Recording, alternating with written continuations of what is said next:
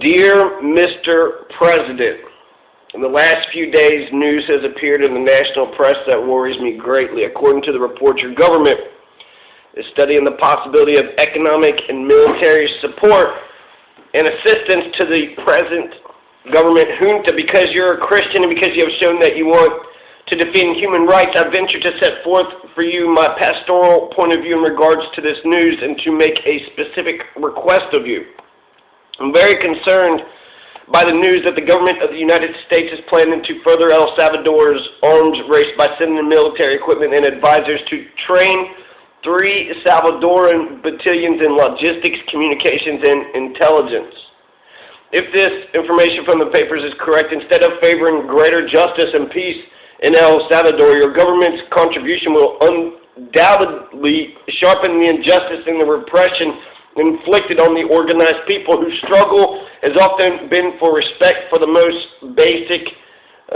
for their most basic human rights. The present government junta, and especially the armed forces and security forces, have unfortunately not demonstrated their capacity to resolve and practice the nation's serious political and structural problems. For the most part, they have resorted to repressive violence, producing a total of deaths and injuries much greater than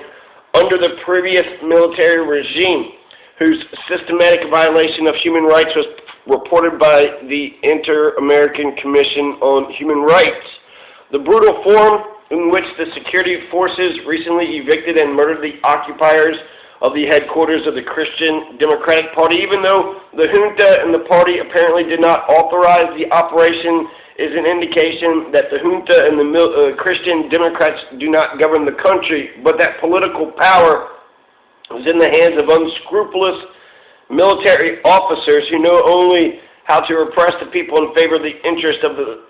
Salvadoran oligarchy. If it is true that last November a group of 6 Americans was in El Salvador providing 200,000 in gas masks and flak jackets and teaching them how to use them against demonstrators, you ought to be informed that it is evident that since the security forces with increased personal protection and efficiency have even more violently repressed the people using deadly weapons. For this reason, given that as a Salvadoran and Archbishop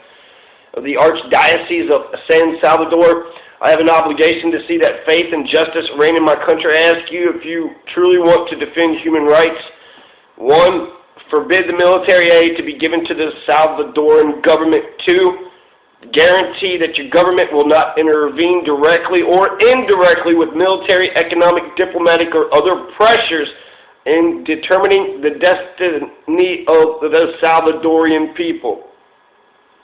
In these moments, we're living through a grave economic and political crisis in our country, but it is certain that increasingly the people are awakening and organizing and have begun to prepare themselves to manage and be responsible for the future of El Salvador as the only ones capable of overcoming the crisis. It would be unjust and deplorable for foreign powers to intervene and frustrate the Salvadoran people, to repress them and keep them from deciding autonomously the economic and political course that our nation should follow. It would be to violate a right that the Latin American bishops meeting at Puebla recognized publicly when we spoke of the legitimate self-determination of our peoples, which allows them to organize according to their own spirit in the course of their history and to cooperate in a new international order. Puebla 505. I hope that your religious sentiments and your feelings for the defense of human rights will move you to accept my petition, thus avoiding greater bloodshed